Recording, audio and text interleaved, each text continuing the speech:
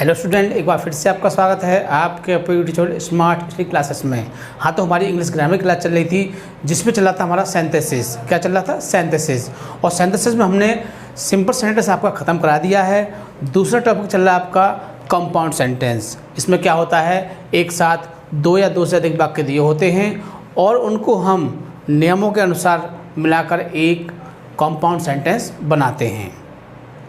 Sentences जो होते हैं हमारे तीन प्रकार के होते हैं, सिंपल सेंटेंस, कंपाउंड सेंटेंस और कॉम्प्लेक्स सेंटेंस। सिंपल सेंटेंस ख़त्म हो चुका है और अब चल रहा है आपका कंपाउंड सेंटेंस। हमने एक पिछली आपको वीडियो बनाई थी, इसमें हमने आपको कंपाउंड सेंटेंस के बारे में बताया था कि उसको किस प्रकार हम बनाते हैं। तो उसको जोड़ने का जो तरीका होता है वो कोऑर्डिनेटिंग कंजक्शन द्वारा होता है। किसके द्वारा होता है? Coordinating conjunction. और कोऑर्डिनेटिंग कंजक्शन चार प्रकार के होते हैं। पहला होता है हमारा क्यूमुलेटिव, दूसरा एडवर्सेटिव, तीसरा अल्टरनेटिव और चौथा होता है इलेटिव। कल हमने पिछली वीडियो में आपको हमने तीन क्लियर कर दिए थे, एक उसमें से बचा था इलेटिव कंजक्शन। इसके बाद कभी कभी वो पूछ लेता है कि रिलेटिव प्रोनाउन और रिलेटिव एडवर्ब द्वारा भी कंपाउंड सेंटेंस बना के दिखाओ। अगर वो कहता है तो आप बनाओगे, और वो खाली यही कहता है कि केवल कंपाउंड सेंटेंस बनाओ तो आप स्वतंत्र हो। आप चाहे उसे क्यूमुलेटिव से बनाओ या अल्टरनेटिव से या इलेटिव से या फिर रिलेटिव एडवर्ब या रिलेटिव प्रोनाउन से, आप किसी से भी उसको बना सकते हो। तो कंपाउंड करने के हमारे चार तरीके होते हैं जिसमें दो और जोड़ दिए जाते हैं, रिलेटिव प्रोनाउन और रिलेटिव एडवर्ब। इसके बाद जो आपका अगला टॉपिक आएगा वो आएगा आपका कॉम्प्लेक्स सेंटेंस। क्या आएगा? कॉम्प्लेक्स। तो पहले इसको कंपाउंड को समझते हैं और उसके बाद फिर कॉम्प्लेक्स सेंटेंस को। तो देखते हैं सेंटेंसेस, हिंदी में बोलते हैं इसको संश्लेषण। क्या बोलते हैं? संश्लेषण।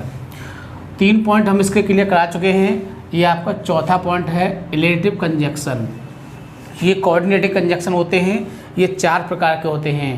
पहला होता है क्यूमुलेटिव, दूसरा होता है एडवर्सेटिव और तीसरा होता है अल्टरनेटिव और चौथा होता है ये इलेटिव। तीन हमने पिछली वीडियो में आपको कंप्लीट करा दिए थे।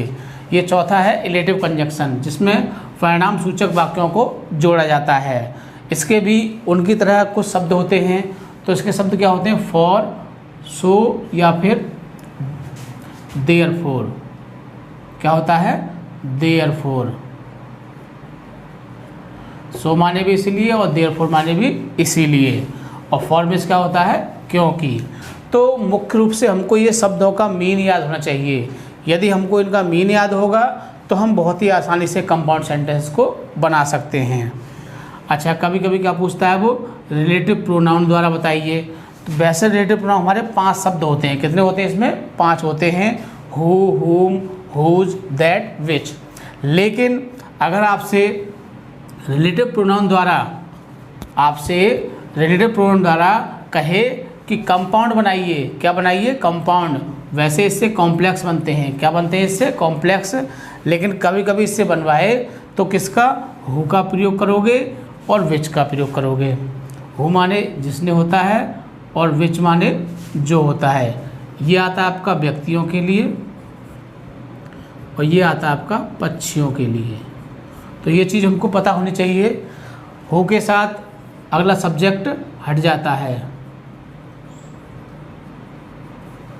हु के साथ जो दूसरे भाग का सब्जेक्ट होता है उसे हटा देते हैं। विच किसके लिए आता है? पक्षियों के लिए। ऐसे ये रिलेटिव एडवर्ब होते हैं। ये संबंधसूचक क्रिया विशेषण कहलाते हैं। इनके द्वारा भी दो वाक्यों को जोड़ते हैं। जैसे वेयर किसके अर्थ में आता है? जहाँ के अर्थ में आता है। और किसके लिए आता है? ये स्थान के लिए। वैन किसके लिए आता है? जब के अर्थ में। किसके लिए आता है? समय के लिए। तो जब तक हमको ये पता नहीं होंगे हम इनके द्वारा कंपाउंड सेंटेंस नहीं बना सकते हैं। इसीलिए हमको याद होना चाहिए फॉर में से क्या होता है? क्योंकि। सो या देयरफॉर में से होता है इसीलिए। हु में से होता है जिसने, किसके लिए आता है? व्यक्तियों के लिए। विच में से होता है जो या जो कि, किसके लिए आता है? पक्षियों के लिए। फिर नेक्स्ट है आपका रिलेटिव एडवर्ब। वेयर किसके लिए आता है? जहाँ के लिए। और व्हेन किसके लिए आता है? जब के लिए, समय के लिए, है ना। ठीक है, तो ये आपको पता होना चाहिए। अब आते हैं कि इनका प्रयोग हम किस तरह से करते हैं। तो इस चीज़ को हम एग्जाम्पल के माध्यम से समझते हैं। तो पहला एग्जाम्पल देखिए, I can not see, it is very dark. क्या करना है इसका, आपको कंपाउंड सेंटेंस बनाना है।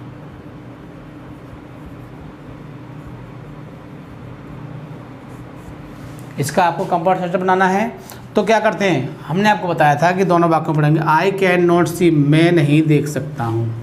इट इज़ वेरी डार्क, बहुत अंधेरा है। मैं नहीं देख सकता हूँ, बहुत अंधेरा है।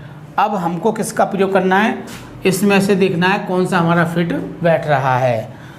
आई कैन नॉट सी, मैं नहीं देख सकता हूँ क्योंकि बहुत अंधेरा है। तो बन गया आई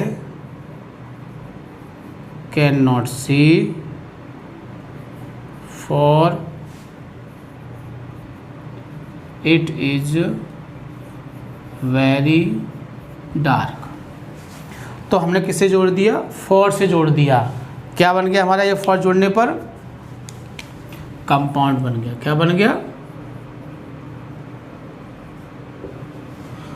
नेक्स्ट एग्जांपल देखिए, he worked hard.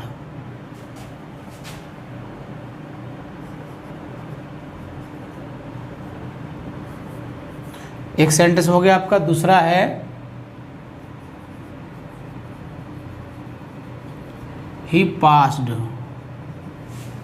He worked hard, उसने कठिन परिश्रम किया। ही पास्ड, वह पास हो गया। उसने कठिन परिश्रम किया इसीलिए वह पास हो गया। तो बना सकते हो, क्या बनाना है इसका, हमें कंपाउंड बनाना है। He worked hard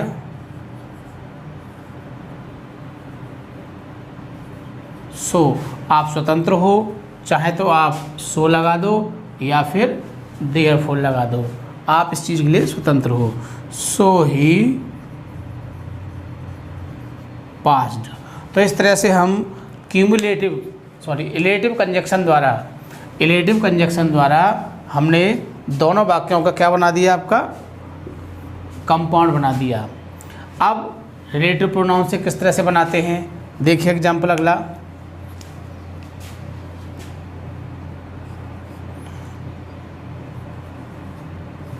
I meet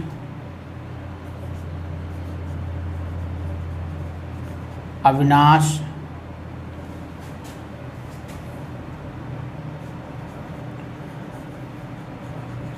he gave me your letter। I meet Avinash, मैं अविनाश से मिला। he gave me your letter। He gave me your letter, उसने मुझे तुम्हारा पत्र दिया।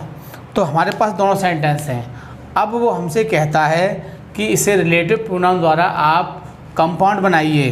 तो हम किससे बनाएंगे इसे, आई मीट अविनाश, मैं अविनाश से मिला। हु माने जिसने, किसका प्रयोग करेंगे हम इसमें, जिसने। तो आई मीट अविनाश हु। हमने बताया था कि जब हम हु का प्रयोग करते हैं तो सब्जेक्ट को हटा देते हैं। तो सब्जेक्ट क्या आपका, ही हट जाएगा। तो who give me your letter, क्या बन गया आपका ये कंपाउंड। तो हम किसी भी वाक्य को आसानी से कंपाउंड कर सकते हैं। कब, यदि हमको इसके रूल्स पता हों, यदि हमको इसका तरीका पता हो। थोड़ा सा इसे रफ कर देते हैं, उसके बाद फिर अगला एग्जाम्पल देखते हैं।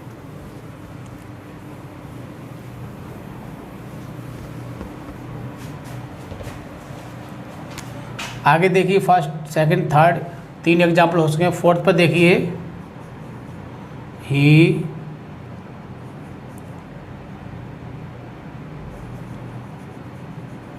रिलीज्ड, उसने छोड़ दिया। किसको छोड़ दिया? द पैरट, उसने तोते को छोड़ दिया।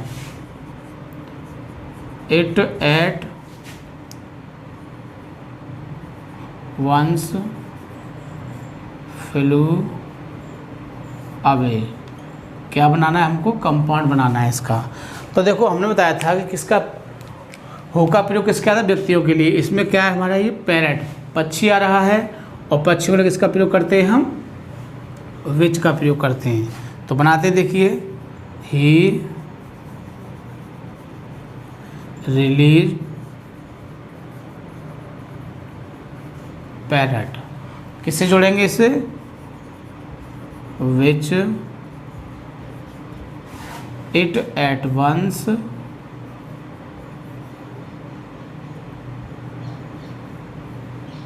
Flu away.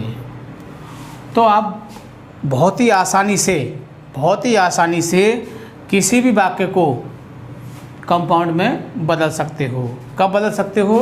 यदि आपको इनके ये वर्ड पता हों। ये वर्ड आपको पता हों तो आप किसी भी सेंटेंस को इन वर्डों के माध्यम से बदल सकते हो। अगला एग्जांपल देखिए, ही went to Delhi, he saw the Red Fort there। दो वाक्य दिए हुए हैं। he went to दिल्ली, वह दिल्ली गया। he saw the Red Fort there, वहाँ पर उसने क्या देखा? लाल किला देखा। अब हमको क्या करना है? हमको पहले पहचानना है कि ये किसका वाक्य है। तो दिल्ली आ गया, किसका वाक्य हो गया? स्थान का। जब ये स्थान का वाक्य है तो हम किसका प्रयोग करेंगे? वेयर का। और समय का होता तो किसका करते? वैन का। तो बनाते हैं देखिए, he went to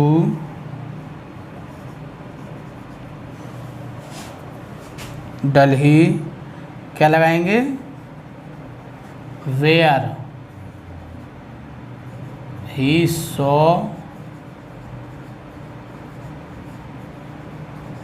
red Fort, और देयर को हटा देते हैं। इस बात को आप ध्यान रखोगे कि जब स्थान वाले वाक्य में देयर शब्द आता है तो उसको क्या करते हैं? हम हटा देते हैं। ठीक है, तो आप इस तरह से किसी भी वाक्य को आसानी से बना सकते हैं। एक और एग्जांपल देखिए इसका, आई मीट हिम, मैं उससे मिला, इन द मॉर्निंग, कब मिला?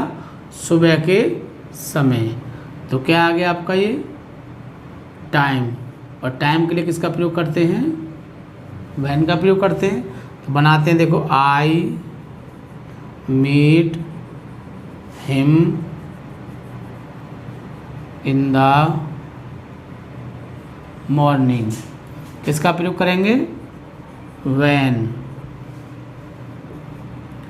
पूरा सेम ऐसा का ऐसा ही रहेगा। आगे देखो इसमें क्या दिया हुआ है? देन। और जब टाइम वाले वाक्य में देन आता है तो उसको हटा देते हैं। क्या आ जाए? देन को क्या करते हैं? हटा देते हैं।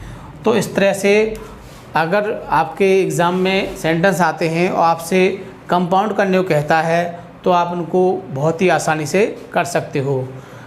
किसी भी सेंटेंस को कर सकते हो यदि आपको ये वर्ड याद हो और इनका तरीका पता हो कि कहाँ पर किससे जोड़ा जाता है। ये बात आपको बहुत ही अच्छी तरह से याद होनी चाहिए कि फॉर का प्रयोग कब करते हैं, सो का कब करते हैं, हु का कब करते हैं, विच का कब करते हैं, वेयर का कब करते हैं और व्हेन का कब करते हैं। तो 2 वर्ड आपके इलेटिव के हैं, 2 वर्ड आपके रिलेटिव के हैं और 2 वर्ड आपके रिलेटिव एडवर्ब के, 2 रिलेटिव प्रोनाउन के हैं। टोटल मिला के आपके 6 वर्ड हैं। कितने हैं? 6। यदि आप चाहो तो इनको बहुत अच्छी तरह से याद कर सकते हो। यदि आपको ये 6 वर्ड याद हो जाते हैं और इससे पहले 3 पॉइंट हमने कराए थे, हो सकता है कि 9 वर्ड 10 वर्ड उसमें होंगे, तो 6 और प्लस 9 इस तरह से हमारे कितने हो गए? 15 शब्द हो गए हमारे ये। अगर आपको कंपाउंड सही करना है, आप चाहते हैं कि हमारा जो कंपाउंड सेंटेंस वो एग्ज़ाम में गलत ना हो, तो आपको ये 15 जो शब्द हैं ये आपको बहुत अच्छी तरह से याद होने चाहिए। जैसे कि फॉर मिस क्या होता है? क्योंकि होता है। सो मिस क्या होता है? इसलिए होता है।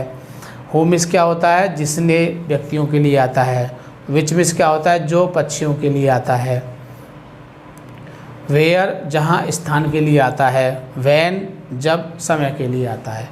तो अगर हमको ये अच्छी तरह से पता है तो हम किसी भी वाक्य को आसानी से कर सकते हैं। जैसे कि हमने इसमें देखा, देखो पैरेट आ गया तो पक्षी आ गया, तो किसका प्रयोग करेंगे? इसमें विच का प्रयोग कर देंगे। ही कौन है? ये व्यक्ति आ गया, तो व्यक्ति के लिए हु का प्रयोग करेंगे। तो आप इसको बार बार वीडियोज़ को बार बार देखोगे ताकि आपकी समझ में ये शब्द आ जाएं, और बार बार देखने पर आपको ये वर्ड याद भी हो जाएंगे। जैसे कि वीडियो को बार बार देखते हो, आपको आसानी से शब्द याद हो जाएंगे। याद होने के बाद आप किसी भी वाक्य को, जो भी आपको एग्जाम्पल दिए हुए हैं, किसी भी वाक्य को, मैं ये नहीं कह रहा इन्हीं को, आप बुक से भी आसानी से बना सकते हो। किस बेस पर? आपको थोड़ी सी इसकी हिंदी करनी आनी चाहिए। यदि आप इनकी हिंदी कर सकते हो, हिंदी के बेस पर इन शब्दों को उसमें फिट करना है, तो आप किसी भी वाक्य को आसानी से कंपाउंड कर सकते हो। तो ये थे हमारे कंपाउंड करने के 6 तरीके। उधर सिंपल करने के 8 तरीके थे और ये कंपाउंड करने के 6 तरीके हैं, जिसमें पहला तरीका आपका होता है क्यूमुलेटिव कंजक्शन द्वारा, दूसरा एडवर्सेटिव कंजक्शन द्वारा, तीसरा अल्टरनेटिव, चौथा इलेटिव, फिर रिलेटिव प्रोनाउन और रिलेटिव एडवर्ब। 3 हमने पिछली वीडियो में बताए थे, 3 हमने इस वीडियो में बताए हैं। दोनों वीडियो को क्रम से लगातार बार बार देखोगे और आपको कंपाउंड बनाना बहुत अच्छी तरह से आ जाएगा। लाइफ में आप कभी भी कंपाउंड बनाना नहीं भूलोगे। ठीक है, तो आप वीडियोज़ को ज़्यादा से ज़्यादा शेयर करोगे, सब्सक्राइब करोगे, ताकि आपके मित्र भी इस चीज़ का फ़ायदा उठा सकें। ठीक है, थैंक यू। जय हिंद, जय भारत।